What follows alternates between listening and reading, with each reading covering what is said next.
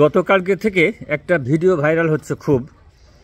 রাজবাড়িতে কবরের ভিতর থেকে লাশ তুলে নিয়ে এসে মানুষ, উগ্রবাদী মুসলমান নামধারী কিছু উগ্র মানুষ সেই কবর থেকে নুরা পাগলার নাম করে এক মৃত ব্যক্তির লাশ তুলে নিয়ে এসে অমানসিকভাবে সেই লাশের উপরে পিটাচ্ছে এবং পরবর্তীতে রাস্তার উপরে ফেলে আগুন ধরে সেই লাশটা পোড়ায় দিয়েছে।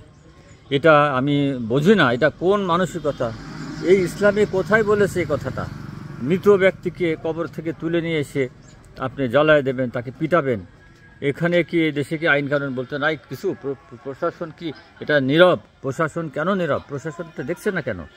ওই দেশে, আমাদের দেশে তো রাজবাড়িতে যে ঘটনাটা, নোরা পাগলা একসময় গাঁজা খেত, তার ওখানে গাঁজার আড্ডা হতো, তার ওখানে গাঁজার আড্ডাবাজ যারা তারা চাঁদা দিত, বিভিন্নভাবে তাকে প্রলুব্ধ, তার সাথে তাকে সহায়তা করেছে।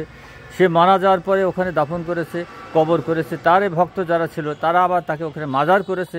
অনেকে সে মাজার, এটা হারাম, নিষিদ্ধ। মাজার করা বা মাজারে ফুল দেওয়া, পুজো করা, বাতি দেওয়া, এটা সম্পূর্ণ ইসলামে নিষেধ। তো এই এতদিন পরে কেন এই জিনিসটা আপনাদের নলেজে আসতো? যারা এটা করলেন তারা কি কাজটা ঠিক করেছেন?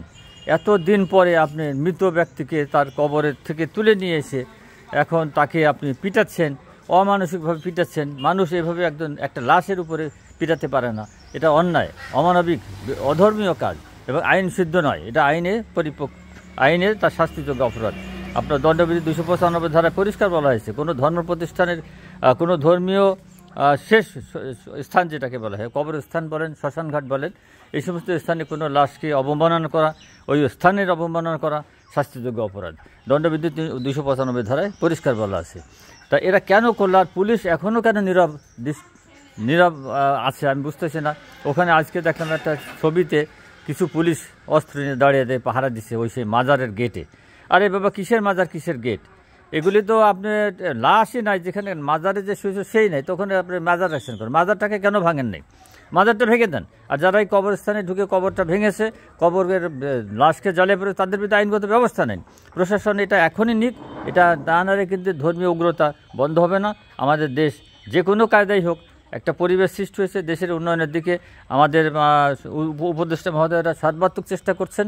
যারা যেভাবে চেষ্টা করুক, কিন্তু আইনটাকে, আইন শৃঙ্খলা রক্ষাটাকে একটু নিয়ন্ত্রণে রাখতে হবে। এটা পুলিশের দায়িত্ব। আমাদের মাননীয় আইজিপি সাহেব, উনি রিটায়ারমেন্টের থেকে আবার এসে এই সরকারের এই সরকারের একটা মেহেরবানিতে ওনাকে আইজির দায়িত্ব দিয়েছেন। ওনার উচিত হবে খুব দ্রুত এই ব্যাপারে আইনগত ব্যবস্থা নেওয়া। কে কী বলবে সেটা বড় কথা। আইনটাকে আপনার প্রতিষ্ঠা করতে গেলে আপনাকে শক্ত হাতে এটা দমন করতে হবে। আমি প্রত্যেক সিনিয়র কর্মকর্তা যারা আছেন, আমাদের বহুত সিনিয়র কর্মকর্তা আছেন সৎ, এই বর্তমানে এই বিশেষ করে আমাদের দেশে, তাদের উচিত ওই রাজবাড়ী জেলা পুলিশ সুপার মহোদয় বলেন, ঢাকা রেঞ্জের ডিআইজি মহোদয় বলেন, আপনারা এক্ষুনি ওখানে আইনগত ব্যবস্থা নিন। তাহলে অন্তত এই পুলিশের কিছুটা হলেও আপনার আইন প্রয়োগে শিথিলতা যেটা ছিল সেখান থেকে আপনি ফিরে আসতে পারবেন। পাশাপাশি পুলিশের ওইটাকে কি বলে, আপনার যে ক্ষমতা, আইন প্রয়োগের যে একটা স্পৃহা, ওটা সাহসটা বাড়বে এবং আপনার সুনাম বাড়বে। এই হোকাল পরকাল ভালো রাখবেন। আশা করি আমরা এই ভিডিওটা যারা দেখেছেন সরাই দেন, লাইক দেন, শেয়ার করেন, সরাই দেন সবার কাছে, কমেন্ট করেন। আমার কথা ভালো লাগে না। আল্লাহ হাফেজ।